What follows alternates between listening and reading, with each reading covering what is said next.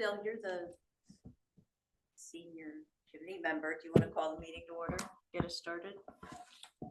I see you. You were on it before. This is my first time on this committee. You were on before, right? This is curriculum, right? Yes. Okay, I'm not looking at my wrong day. No, I've never been on this before. Oh, you haven't been on, I thought you were on curriculum committee before. No. Well, fine, then if you don't mind, I'll All just right, do it. then you do it. Call the yeah. committee to order at 6 o'clock. Co-curricular. So the first order of business is to choose a chairperson. Polly has been chair for a while, and I think she was still interested in it. Do you have a problem with that? Or we can kind of delay it till she does get here. Why don't we wait until? Yeah, we can wait. We get everything. I don't mind. I don't mind. All right, and then meeting time and dates. It's pretty standard. What do we have? The third Tuesday at 6? Yeah, Okay. and they were just wondering if anybody wanted to move to a daytimes. I do not want a daytime. Okay. Sorry, but with my business, I struggle.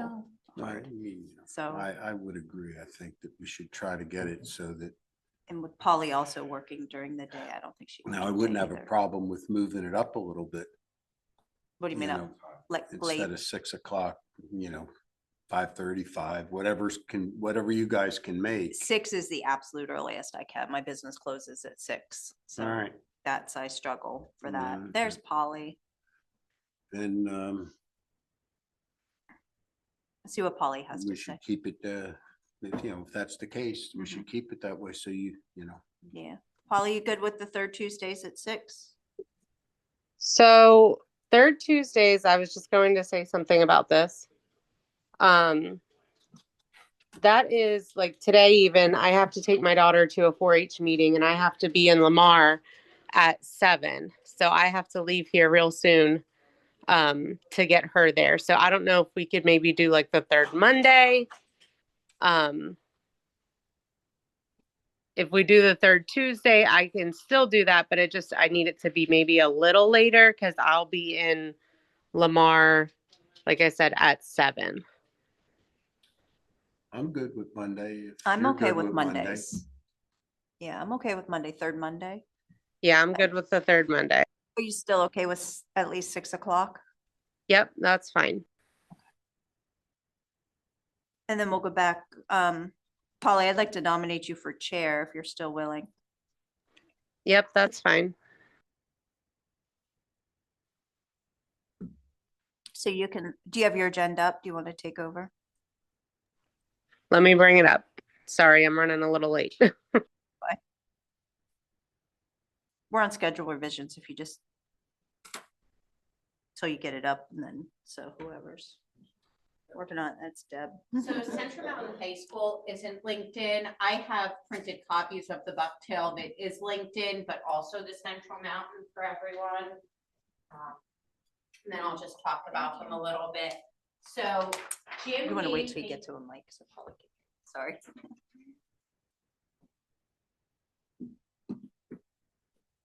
I don't see it. Probably locked. Yeah, Colton hit him. That's right. So Jim gave me the Bucktail schedule and we talked about it a little bit. I probably cannot answer many questions, but he said he would be happy to answer any questions that you have at the next meeting. But I had some questions that might be the same as yours, so I would have answers to those. So what Bucktail is looking to do is shift from 4 80-minute blocks with a 30-minute win period at the end of the day. Win stands for what I need. So that's an academic need, time for students to get remediation in something if they need it, acceleration in something if they need it. IEP case managers do progress monitoring during that time. So it really is whatever the student needs. And now what they'll be having instead is 5 70-minute blocks with a 30-minute win. This is on a semester block schedule. So they would have 5 classes, 1 semester for 70 minutes, and then switch to 5 different classes the second semester for 70 minutes. That 30-minute win is all year. So what they did to accomplish this was shave 10 minutes off of each of the existing blocks and go from 40-minute lunches down to 30-minute lunches. Students and staff surveys had two key findings. Both groups wanted shorter classes, and they also wanted to be able to take more classes in a year. This allows both of those things, classes going from 80 to 70 and from 8 classes per year to 10 classes per year. And this meets both of those concerns by shortening blocks as well as creating that additional instructional block, which will allow for more student choice. So, and you can actually see the time schedule of the periods that Jim included in that. Okay. And then for Central Mountain High School. So last year, Dr. Zangara met with a few different groups of students. I believe it was 4 different groups of students, and asked them a diverse number of questions. Some of them were about the schedule that they were in. And resoundingly, the students reported that block classes were too long to hold their attention. And so that started us considering these other options for a schedule for this coming school year. At that point, it was too late to look at it for the 24-25 school year, but we knew we wanted to take the time for the 25-26. So there were some constraints that we have to work under at Central Mountain High School that make our situation unique. One of them being career and tech ed hour requirements. An intro level career and tech ed class and all of our agricultural programs require students to put in 240 hours per year.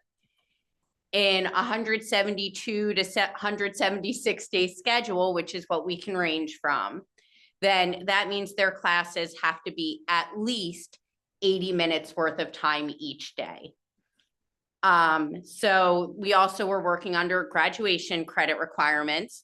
A Central Mountain High School student needs 28 credits to graduate, which is an average of 7 per year. And also we had to work around a 7.5-hour teacher contractual day. So we have to fit all of this in within 7.5 hours. So what we came up with is a modified block schedule. It's going to be 9 periods that are 41 minutes each. 8 of them would be academic periods, and that 9th one would be that win. So similarly to what Bucktail has, that win period where students are getting whatever the academic need is that they have. They would also get a 30-minute lunch in there. For our schedule, classes are going to run all year instead of on the semester block schedule. So you would have the same classes all year long. Career and tech ed classes would be 84 minutes for those intro level classes and the ag classes so that they will meet their 240-hour requirement. And then levels 1 through 3 non-ag classes will meet for 129 minutes per day, which allows them to meet their 360-hour requirement. We presented this to teachers and students, and about just under 70% of teachers said that given the option of semester block or 41-minute periods, they want the 41-minute periods. Also, the bulk of the students that we met with, when we looked at both schedules, they preferred shorter classes that lasted all year. Their one concern was regarding workload. They're going from having 4 classes of work to do to having 8 classes worth of work to do. The reasons we decided on going with this 41-minute option is all class periods are equal. At 41-minute periods, when you stack 2 of them together, our career and tech ed intro and ag kids are getting the minutes that they need. When we stack 3 of those 41-minute periods together, the level 1 through 3 non-ag classes are getting the minutes that they need. Students have continuity of curriculum. Some students would have Algebra 1 in the fall of 9th grade and not have Algebra 2 until spring of 10th grade, going over a year without practicing those math skills and getting the next level of that class. Also, in our phys ed classes, if you had phys ed in quarter 1 of your 9th grade year, you might not have phys ed again until quarter 4 of your 10th grade year, going over a year without a phys ed class. Also, when we looked at this 41-minute period schedule, it works really well for the community with our childcare program. We have parents from the community who bring their students here for childcare. And we need to align that in a time period that works around students getting breakfast, students getting a snack, and student nap times. So we need to have our upper level students who have learned how to work with the little ones available at the correct time to do that. And finally, we have more seat time prior to stakes tests. AP exams happen in May. So students who had fall AP classes had the class in the fall and then wouldn't take the exam until May.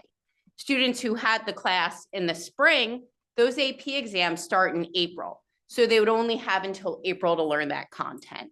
Same thing with Keystone exams and also NOCD tests. When our upper level career and tech ed students have one semester where they have 82 minutes in class and another semester where they have double that time in the class, they're not getting everything they need for that NOCD by the time they have to take that component of the test. So that is why we went with the 41-minute classes with 8 academic periods in the day. I can take any questions that you have. My only, oh, sorry, go I'm ahead. sorry, go ahead. Go ahead, Polly, go ahead. The only question I have is right now, what is their lunch period time? At Central Mountain High School, they currently have 30 minutes for lunch. Okay, so that's not changing anything Correct. for And them. we currently also have 4 lunch periods, and we would continue to be able to have 4 lunch periods. Okay, I was only asking because I know that we have a lot of students that have to get through a line, and I just want to make sure that they all have time to eat. Yes. How is this going to affect our staffing? Are we gonna be? So adding- realistically, teachers at Central Mountain High School are going from being able to teach 6 classes in a year because they have every semester they have 4 periods in their day, 3 of which they're teaching and 1 is their prep. 2, teachers will be able to teach 7 periods in a day because they'll have 8 academic periods, 1 of them being their prep. So teachers are able to teach 1 more class in a day, which could eventually reduce. I was gonna say, so we don't need to add, because we're going to more, we don't need to add positions. Okay, good.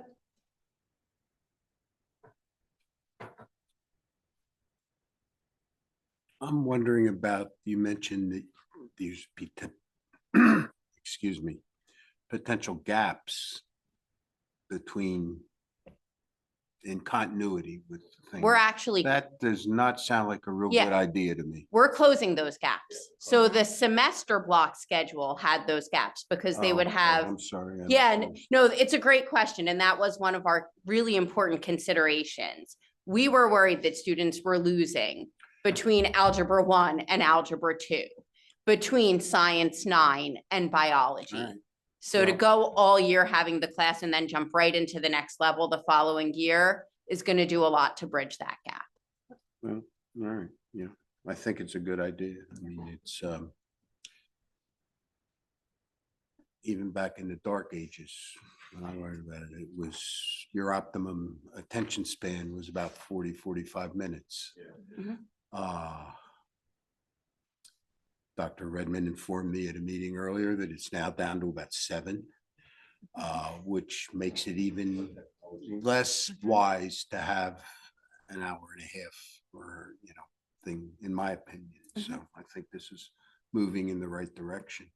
We think so too. Yeah. We think we're going to see really The great other thing progress. is, I mean, it's just Bucktail's systems they seem to be doing better than Central Mountain at almost everything. So maybe we should look at what they're doing up there, Yeah, it's just a little bit different Yeah. just because of the staffing structure compared to there and here because of the size of the school. So it's just a little different because the less electives, the less staff. So it's a little bit more limited up there. Yeah. So that's why that schedule's a little bit more conducive to them. Yeah. But I will applaud the team. They did a great job of gathering information and going through the pros and cons of each level of schedule to do what was in the best interest of students. So the next phase is getting the request in and then starting to figure out what professional learning for the educators to set up good support systems Mhm. to optimize.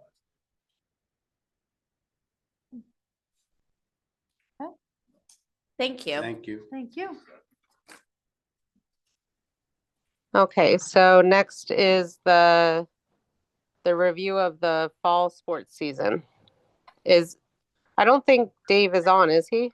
We gotta do bridges yet. Oh, well, am I looking at the wrong agenda? Curricular, co-curricular B2.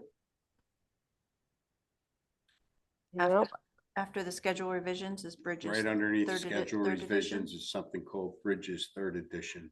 Oh, I was looking at the agenda that was emailed Oh, from the original meeting before we had to change it. I wasn't on board docs.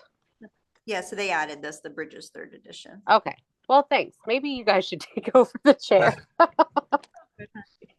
I'm doing what I can here. So I'll try to do the best I can to describe Bridges Third Edition. Megan, unfortunately, sick tonight, so we're trying to pick up for this. Yeah, could you just define what Bridges is? So Bridges is the math program that we utilize at the elementary level up Yeah. through levels of the middle school. Okay, And so all that this is basically looking at is we already currently have this in place and we have version or edition 2. Megan would like to move to edition 3 because there's a lot more integrated student academic supports in there and interventions.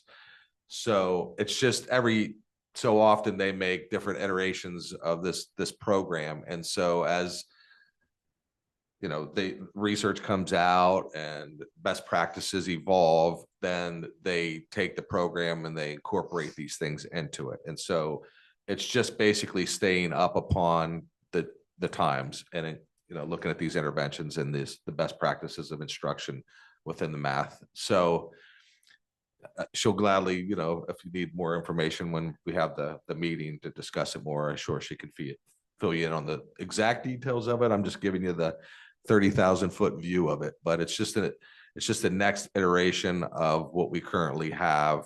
You know, as book editions change, this is the next level of that. Did she give you the cost to it? I don't have any Okay. documentation on it. why don't we move this forward to the next meeting? Might as well. 'cause Yeah. It's curriculum, so we Is all that have okay, to. Polly? Well, we can move it on to the Should work be. session for March. I Yep, can that's good with send you the me. information if you need it. Yeah, Megan can send us the details, but yeah, if we just move it to the work session in March, she can answer all the questions for the full board then. And it's not a new curriculum, so it's not. Well, should we move it forward to the board or should we just defer it to our next meeting and have her explain so I think, that because we have? I think she can just move it on to the board because she's All probably right, well, gonna. I disagree. I think it should come here first, so. Polly, what do you think? So I don't really have a huge understanding of it. I'm okay with it coming back to the next curricular meeting unless that's going to cause an issue as far as It's just for next year. timing. Yeah, if it's not on a timeline, that's fine then.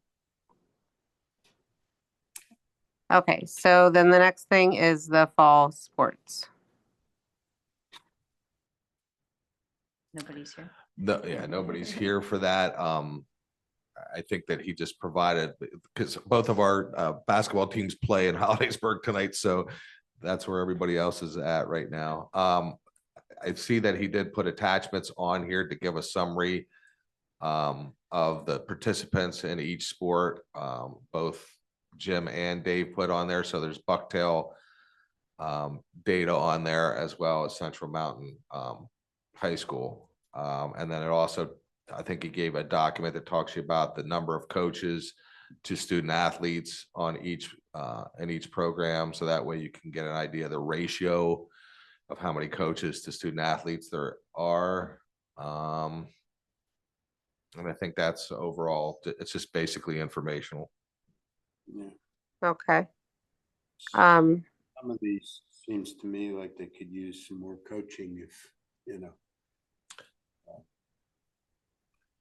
And I think the hard thing is getting the coaches. I Getting think that somebody. they've actively tried to Well- find some. It's just getting coaches is the hard part. That was gonna What- be, just having a body there Yeah. is not very useful. You need somebody that's actually knowledgeable about what they're supposed to be teaching. I mean, this is teaching. It's different kind of teaching, but it's teaching and Yep. they need to know. When I was in high school, our assistant lacrosse coach didn't even know which end of the stick you played with. And it was awful, so. With it being fall sports, is that something that we can discuss a little more in the next meeting, or like, do we have time to talk about Yeah. the I believe- coaching ratios and things like that? Sure. I mean, I can let Dave know that as well. Again, like, because this is just basically informational and we still have time. Right. Spring sports will be kicking off here in March. So, I mean, to talk about what's going to occur from now till, August, September, when the next level of sports come about, we can see what that looks like. So I can have him give a picture of what that looks like. Okay. All right. So what about the elementary majorettes? Do we have anybody to talk about that? We do. Okay. Stephanie's here, so she'll be coming up. And there is a PowerPoint, Polly, but it's on board docs. I'm not sure we know how to put it up on the screen. Do you know how to share screen on the Zoom? I'm so sorry. You're gonna get a lesson. Go to your Zoom. Because it's on the, Oh, is it on it's there? on the iPad, Okay. so that's. Maybe you won't be able to. No, funny. that's okay. That's why. That's okay. I wonder if I can log in and somehow. Go ahead. Start your presentation. I'll see if I Okay, can sure, no problem. do something. I'm Stephanie Ford. I am the majorette coach for Central Mountain. I've been the majorette coach for, this will be my 11th year with the team. Let me give you a little bit of background story on why I kind of proposed this elementary program. And in getting my students ready this year, I noticed that there were a lot coming in to 5th grade, because I can take students from 5th grade to 12th grade that had little to no experience in baton twirling. And baton twirling is not like other sports. It takes a lot of training to understand correct technique. Do we get it? Yep. Oh, You did it. yes. I did. Okay. And I didn't even know. Good job. All right. So what I was saying is that it takes a lot of training for proper technique and just skill level. And if we don't start that young, it makes it very difficult when they come in 5th grade and say, hey, I want to twirl baton. And now we have to teach them basics. So I would like to propose that we start an elementary program so that we can start teaching them basics right from an earlier age, so that whenever they do get to 5th grade and they can join the high school team, that they have the basics and the fundamentals behind them and then can continue to progress. I kind of came to this idea just because I have 18 students again this year. Last year I had 18 as well, and a couple graduated, and obviously I recruited a couple others, and those new folks were the ones that kind of opened my eyes, and I was like, these folks have never touched a baton before, and now I have to incorporate them into the team. So I provided them with some open practices, some skill training over the summer. So even though my contract sort of is as a majorette coach from fall to May, I would say, because our season runs from October until the beginning of May, it's really year round for me. I take a lot of passion in making sure that the students that are a part of my team are well skilled, they're developed, and they have the skill level just to continue that interest in baton twirling. And I think that that's why I've had some very successful years and want to continue that. So I want to make sure that there's sustainability in my program that I have. As you can see, let's see where we at. Okay. Program success.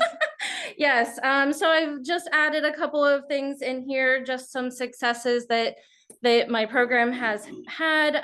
We're 5-time Atlantic Coast champions, minus the years of COVID. We have had consecutive years as Atlantic Coast champions and regional champions as well. We participate in a lot of community activities. The Little League World Series parade we participate in. We have a large turnout for the homecoming parade, and we use we get the alumni and the current members to be a part of that. I think this year I had maybe close to 40 members from way back in the day to current members. We've performed at the mini-thon that the middle school has, which we're slated to do again in March. In 2024, we were invited to perform at the ReliaQuest Bowl game for their pre-game and halftime, and we're actually just got invited for the 2026 bowl game. So we're really excited about that. And several of our members have won scholarships through Tournament Indoor Association, which is TIA. So we want to make sure that they're successful in the classroom, but also on the floor. And then you have the next one is just a lot of pretty pictures of all the different things that we've participated in. So what would the program look like? I would like to see that enrollment in the program to be the same way that the varsity program is. So through the athletic portal, only because it will help with family commitment, student commitment, and it also helps me to make sure that they have all of their ducks in a row when it comes to being a part of the program. The time frame would be the same as the varsity program. I start structured open practices in the beginning of October, and we run our season, our championships is in the first week of May. And after that, I usually give them a little bit of a break, just a little bit. And then we start open skill building practices in the summertime. Might be outside, might be in the gym, just some extra stuff. I'd like to see it open for the elementary grades. So I have 2nd through 4th grade. We could do 1st grade. It really wouldn't matter necessarily to me as long as they're in the elementary program. We might practice. And again, this would depend on interest and how many people we would, or how many students we would have 1 to 2 times a week. I would also like to see the group participate in the same association that the varsity program is in, which is the Tournament Indoor Association. It's part of the National Judges Association, and be able to be a part of the elementary/cadet level. Now that's very different from the competitive nature of the varsity program. At the elementary level, it's very educational, and they give out ratings instead. So depending on how they perform for 2 minutes on the gym floor and their skill base, they might give them bronze, silver, gold as they progress throughout the season. I'd like to see them participate in the local Region 4 competitions, which are, it's the Susquehanna Valley region, but we have competitions in Jersey Shore, Bald Eagle area, Bellefonte, Central Mountain. Our home show is actually March 1st. And then they have chapters, which would be the regional championship. So the local events. They would also participate in the parades and all of the other community activities, and also be part of the family with a well-established booster club. So additional costs. Yep, just making sure we're staying in line. I don't actually see any additional costs for the district at all for this. As long as we could have a space, which right now because the majorettes are a sport, we don't have to pay for our practice space. But as long as we could have a space, which would be appropriate to have in an elementary level. I was thinking Mill Hall Elementary has enough space. I think maybe even Rob might have a little bit of a higher ceiling. Doesn't have to be too high because we're talking elementary kiddos. But if I could have a space, then I don't foresee any additional expenses. Now, you brought up coaching and the ratios. So right now it's 1 to 18 for me right now. And in doing this, and depending on the numbers, I would say that's a possibility.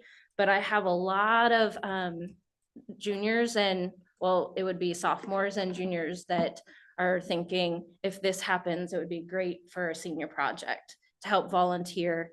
And it helps them to learn teaching skills, but also it will help them to role model positive behaviors and help the younger kiddos, which a lot of them like to do. I have on here kind of what boosters would contribute.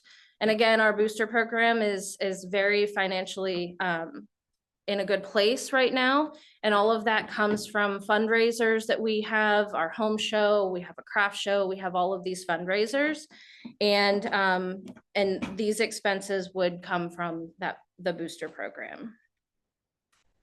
And their estimates too. I just kind of threw in some things in there. So benefits of the program would be, you would have student involvement at a young age to increase the interest in their sports.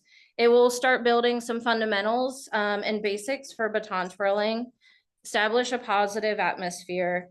One of the, two of the most important things for me is that it'll provide a potential feeder program to our current program to help for sustainability. The other one that's really important is that the students will be able to represent their district and their school early on.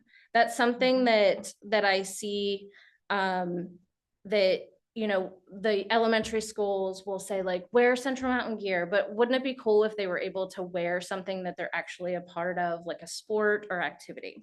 So that's really important. Again, we talked about mentorship and volunteering and just participating in community activities and performances.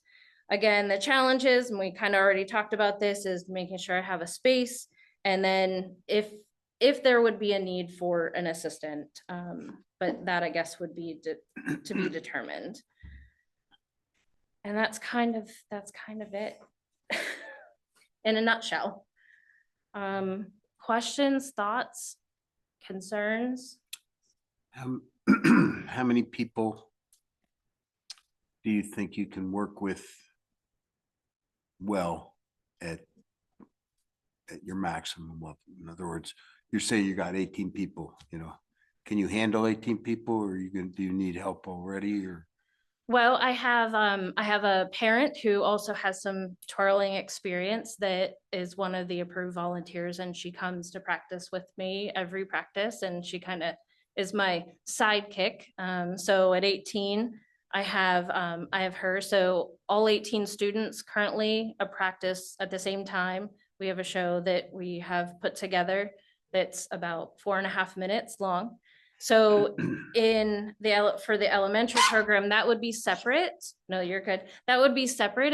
They wouldn't practice at the same time. So it would be, you know, if there were 5 there, if there were 6 there. Now, obviously at younger ages, attention span, we talked about that a little bit. You know, their practice time would be a lot shorter. Right now I practice 3 hours on Mondays and Fridays with my team. And which doesn't sound like too much when I think about the time that maybe basketball would practice or wrestling would practice. But 3 hours at one shot is a long time. Yeah. So for the elementary program, it might be an hour. And depending on how many students are interested, if there's more than, let's say, 6 or 7, then maybe I have some come for an hour and then others come for a second hour just to kind of split it up. But that would be depending on the interest. How many do you think? I mean, you're 18 twirlers. That's from 5th to 12th grade. So that's a little over 2 peoples per grade, right? So yeah, it's about half. If you added 4 more grades, you might be looking at 8 people, right? You know? It's a good size for that age. Yeah. For that kind of group. Mhm. Yeah, we've consistently for the last few years had pretty large teams. I actually last year had split the team in half. But with the new ones that came in this year and having never touched a baton, I couldn't do that. I didn't want to set them up for any type of failure. So I wanted them to have a positive experience their first year Sure. coming Well, it should be fun. in. Oh, Should be absolutely. fun Yep. for them, especially the little ones. Mhm. That's one thing I worry about is for anything, getting the kids in so young that it stops being fun. Yeah. Mm-hmm. Oh, As a yes. former majorette, when I was elementary age, I had Barb Paulus. Yep, I took from Barb. Yeah, Yeah. so are there really turbulent? Is it turbulent? Well, so down Brittany still? Miller, who Brittany. runs Turbulence, Mhm. her programs, unfortunately, because of COVID, have kind of died down. Mhm. And for the longest time, and Brittany and I actually still twirl together. I twirl on an adult team as well with local folks. Twirling is my life. But because of COVID, they've never really kind of picked up. And for the longest time, I kind of thought of that as like a feeder program. Mhm. And there is one other program in the area that offers an elementary-ish cadet level. And I say this in the most positive way, but unfortunately, whenever they start with that group, they will continue to stay with that group as they progress and get older. So they're not going to start there and then say, oh, now I'm going to go and twirl for Central Mountain. Sure. So It's its own program. yeah. So yeah, so yeah, so I was thinking, I just couldn't think of any other programs for the younger kids like Yeah. there used to be for us. Yeah, So, Good. they've kind of dwindled down. well, it's not as popular. I mean, it is, but it's changed like everything Yes. else. It's changed. Yes. So, I'm sorry, I missed a lot of your presentation, but to be honest, you don't have to convince me. I was also a majorette when I was in elementary school. We had neon, well, Barb Paulus had just left, and then we had just stopped, and we had neon attractions and BBS. And so like that was something that I remember. And when you say teaching them at a young age, I still know how to twirl. And I stopped twirling probably when I was in 4th grade. Now, why So- aren't you guys part of my adult group then? I will break something. My oldest person is 65. Anyway, sorry. That's okay. But so it doesn't take much convincing for me. I think this is a good program. I said for years I would love to see, a twirling group for the younger kids. I know when Turbulence came out, I was gonna get my girls in, but it was packed. Like there was a lot of kids there. So I hope that this is something that goes through and you have a lot of success with it. I know I enjoyed it as a kid, and hopefully, you can do this for the other kids too. Well, and my daughter, she's twirled since she was 7, and she started with Turbulence. So she's continued to progress. She twirls for Central Mountain. But The only other questions I have are logisticals with, do they use our athletic portal? Like for basketball, for elementary basketball and stuff, do they do that, or is there a separate registration for that?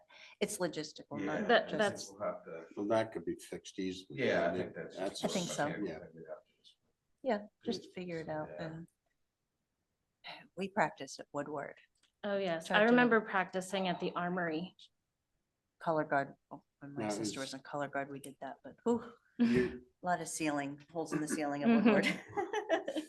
you're gonna be getting kids from all over the district, correct? Yep. Yeah, so is there gonna be a logistical problem with getting them in one spot? for practices? I wouldn't think so, because the parents, when they would sign up for the group, that is something that I would talk to them about as far Good. as attending Yeah. practices. I have a pretty consistent handbook that I would provide to my my high school group and their families, I would develop the same kind of thing for the elementary program. Parents would provide transportation. I have students on the current team that attend Bucktail. They attend Sugar Valley Charter School, Okay, so they're schlepping in the from a Catholic long school. way, yeah. Yeah, I mean, yeah. All right, yeah, I think it's a good idea, I'm all for moving it you to know, full board. just emphasizing the kids, the little kids have to have a good time. Oh, yeah. you That's know, and really then just important. It's Help important me to out here, when I'm from the dark ages. That's okay. Okay. Our majorettes never competed in anything. They marched with the band and twirled their batons and did a good job, but you know, how competitive is this? Very. At the elementary level, not really competitive. Mhm. It's more for fun. It's educational. They want to know that they can do the techniques the correct way. At the high school level, it's very competitive. All right. Yeah. that's- Yep. Then the ones that, Yes. the ones that have the drive will stick with it, yeah. Yeah. Right. Right. I mean, on the first, come and see us. We're gonna be here.